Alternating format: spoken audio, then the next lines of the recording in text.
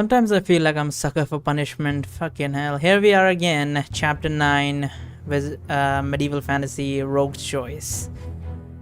I took a little break, mostly because I think 4 days, mostly because I was sick, viral, but more so because I just could not continue after the bullshit that perpetrated in the last chapter, if I'm using the word correctly.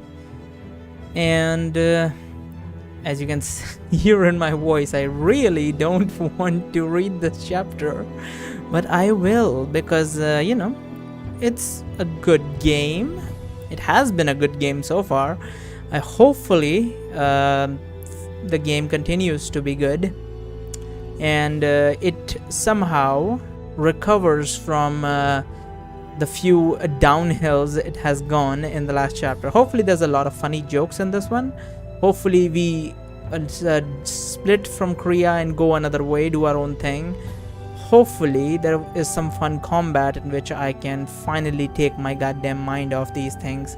I want to, I want a chapter where I don't talk to a single woman in the whole chapter. I just want, and no one actually, I don't want to even talk to a guy either. I just want a chapter where just I'm in a place and I'm just fighting constantly. The whole chapter is just about fighting, and I don't talk to a single person throughout the fucking shit. Just go to some place and just some dungeon or something and just keep fighting till the fucking thing. Because I'm fucking tired of these fucking motherfuckers. Every single motherfucker is trying to kill me and fuck me over. Like, at least, rats and such, or all these goblins and such, at least they just want to kill you, they don't want to do too much more. They just want to kill you or like eat you or something. These guys are like slowly killing me or sort of thing. It's really absurd, but hopefully Rooster can get through this. He will, plot armor, but you get my point. Regardless, let's begin. Chapter 9. Please, no urine in the moat. Interesting name. I'm not quite sure what a moat is, but as far as I know, it is a drink, alcoholic beverage, I believe, by Sam. It's Sam. I always say Sand Landstrom, but it's a Sam Landstrom. Interesting. You do your best to walk confidently behind Kriya as she struts towards the procession. A loose-knit ring of guards act as a sort of fence around the throng. Several of the guards tense as they spot you. State your business, says one guard as he steps forward. His knuckles are white around the shaft of his spear. His nose is crooked from more than one breaking. Okay. Movlasa, queen of all that is under the earth, wishes to pay her respect to Lady Nilana Willington, mother of your future lord, says Kriya imperviously. You represent the Dark Elves, then? Ask the guards. Kriya does not answer. Rather, she begins tapping her foot expectantly. Their kind has never come before, says one of the other guards while inspecting his crossbow, as though confirming it's cocked and loaded. You, says the guard looking past Kriya to you. Do you represent the Dark Elves? You best not waste our time. Am I allowed to stalk? Like, they didn't say much about the society. I'm guessing I'm supposed to answer. I will just say yes. But she did say we are a proud race, so I'm gonna go with this one. Say yes, and you best not waste our time. You adopt your most pompous demeanor, nearly shout, yes, and you best not waste our time. The guard's eyebrows shoot up. Kriya scowls at you. The worm does not speak, nor make threats before I do, without permission. I merely do not want you to smite these men as you did when... Silence, she shouts, cutting you off. Agra laughs in your head. Such fine improvisation, champion. Begging your pardon, says the guard. Now turned directly to Kriya, so the answer is yes. You're representing your people. She nods. By whose invitation do you attend this celebration? The guards ask Kriya. The worm will answer, she says. Seriously? You groan inside. Evidently, the matriarch cannot be bothered to speak and not giving you permission to do so. What do you say? Our kind requires no invitation. Your Captain Bonebrow. Let's... But they could just call Bonebrow. He's right over there. I mean, it's fake Bonebrow, but it's still there. but we're here to pay invitation, so highly doubt I will have. Yeah, I don't think the first option is correct, because we did say we came here to congratulate someone, so we need an invitation, otherwise that would just be absurd. The Duke himself wouldn't work because they were going to ask for some insignia or something, which is pointless because we don't have none. Probably your Captain Bonebrow would be the best option. Morale decreases 1. Great, I went into negative morale. Your Captain Bonebrow, you say. Kriya eyes widen slightly along with the guard. The captain invited you, he says. Oh yeah, I just realized we are like royalty, so a guard captain inviting us is kind of retarded. Okay, that was bad. Rather strange for a man of the barracks to send out an invitation. I will have to speak with him. The guard motions at the guard beside them. The worm lies, says Kriya. She lunges forward and slaps you. You groan, holding your face. Gods, that silence, she shouts, cutting you off, holding up her hand, threatening another slap. She turns to the guard. He's an idiot that thinks himself funny. He has embarrassed me and I shall discipline him later. How do you know the name Bonebrow? Asked the guard. The fool is only repeating a name he heard like a stupid bird, asked Kriya. As for invitation, we have no formal one. None of you surface cowards. Because we live underneath the ground, right? None of you surface cowards would dare deliver an invitation to the Underdark, says Kriya.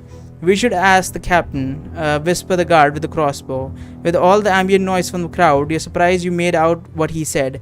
Perhaps your sense of hearing is greater as a dark elf. By the way, if anyone's wondering why I didn't get angry over the slap from Kriya, which I normally would, because I have decided to maintain my cool as much as possible throughout these chapters.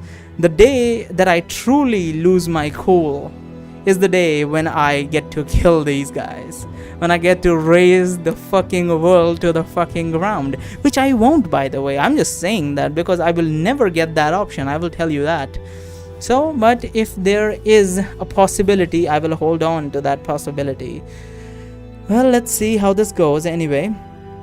Kriya leans forward the guard slightly. If you're wise, you will not prompt me to speak again. She straightens up and turns to you. Evidently, she expects you to resolve this inconvenience. Command him to grovel before you, says Egra in your mind. What do you do? What is your name? Asked. Do not make me curse you. Draw your bow. Command him to grovel. I don't think that's a good idea to command him to grovel. Do not make me curse you? Oh, right, that would work, right? Because we are spellcasters. That should work. Do not make me curse you. By the way, I just realized that the option with the who invited us, all three options suck dick.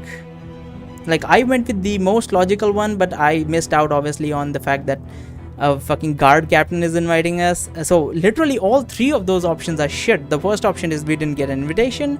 That's retarded, because that if we didn't get an invitation, we still came here, then it looks like we are the weaklings, and if we are a proud race, we would never do that stuff, right? So in that sense, the first option makes no sense. The third option, Duke one, makes sense, but they would ask for an insignia or some sort of confirmation letter or something, but we don't have none, so we're fucked with if that's the case. So third option makes no sense. And the second option, the Bonebrow one, obviously we just realized that it's a guard captain inviting us. That makes no sense. And so all three options makes no sense. So do tell Sam Landstrom how exactly are we supposed to decide which option is the correct one, because this time I literally had no information. Like, usually you give some hints to these informations and I'm like, okay, if I remember correctly, I will be able to deduce the answer. In this one, there was literally no way for me to answer this. All three options suck dick. And why am I not? Well, I shouldn't be dead just because my morale is -1, because this game morale doesn't really do anything. The last game morale actually, killed you if you reach 0 because the demon would consume you. In this one, I think morale would just is just for points. Doesn't really matter. Let's see. Do not make me curse you, you say. The guard with the crossbow aims his weapon at you. Say a word and I fire, he says, his voice quavering. Kriya wheels around, kicks you in the leg with her pointy shoe. Navel scrotum. You curse as you lurch back and begin rubbing your shin. Not yet, she says to you. He turns back to the guard. My worm is impatient. His threat was premature. However, I'm beginning to run out of patience too. The first guard clears his throat nervously. Apologies, but it is our duty to question those who wish Silence, she shouts at the guards, cutting him off. What is your name? That was the correct show. What is your name? A name of no importance, because he knows that because if he told her name, his name, he would get spellcasted on. A name of no importance, says the guard, stammering. He steps aside, gestures for you to enter. No importance indeed, says Kriya, thrusting her nose into the air. She struts past the guard. You quickly follow in her wake. Once past them, you hear a voice behind you. If you please, sir, keep your bow slung. You make no move to acknowledge him. Okay. The crowd parts as Kriya moves forward. There are gasps from some people. A juggler drops one of the short swords he's juggling and dances away just before skewering his own foot. Okay. What did he skewer his own foot on, though? Oh, yeah, on a short sword. Got it. The man dressed as a bear freezes in Kriya's path, his fabric snout pointing down stupidly at Kriya. Your dark elven mistress shoves the bear man aside, making him stumble. You hear a sort of squeal of fear from within. Kriya leads you to near the center of the ceremonial crowd. Minstrels are standing on the stone rim of the fountain. You turn to see the lute player staring at you. He looks away and misses a note. People continue to keep some distance. Even the minstrels are at the edge of the fountain wall, as far as possible, teetering on the brink of falling in. Alright, so dark elves are really not appreciated. Everyone thinks they will curse you. Mostly, I highly doubt their reputation comes from their actions. I think their reputation mostly would come from legends and rumors. That's why most people are behaving this way, because if it's someone powerful, you would recognize them, right? Or at least some manner of like control or some dominance. It's mostly just looks like fear from superstition, honestly, rather than some strong being showing up. Interesting. Well, technically we should be strong in their eyes, but regardless, you unsling the knapsack you have had slung on one shoulder. Now with the bow in it, with the bow, it is a little awkward to carry it with the large rat in it, but at least he has been still. Hate to have to explain that thing to the guards, you think. You peek inside the knapsack. With your dark elven sight, you can clearly see the rat inside looking up at you. How's my baby? Comes Kriya's voice beside you. I'd say he looks content, you say. I suspect he enjoys being carried around. Two Alathian priests draw near, flanked by guards. You sling the knapsack again and squint at them.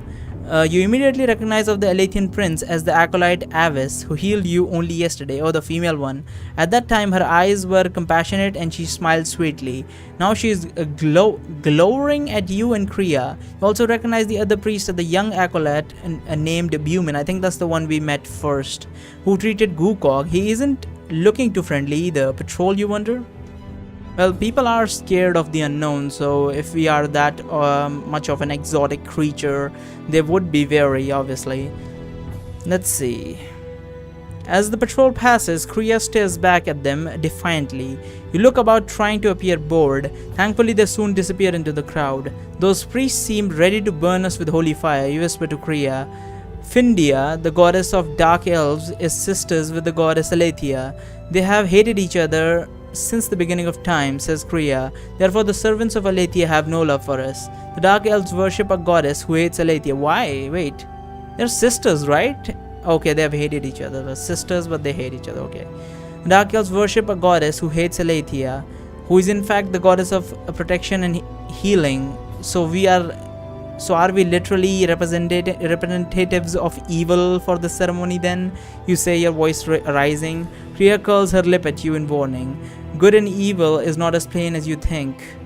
Well, that is true. I will agree with that. That is a fact. It doesn't matter how much I hate this person. A fact is a fact.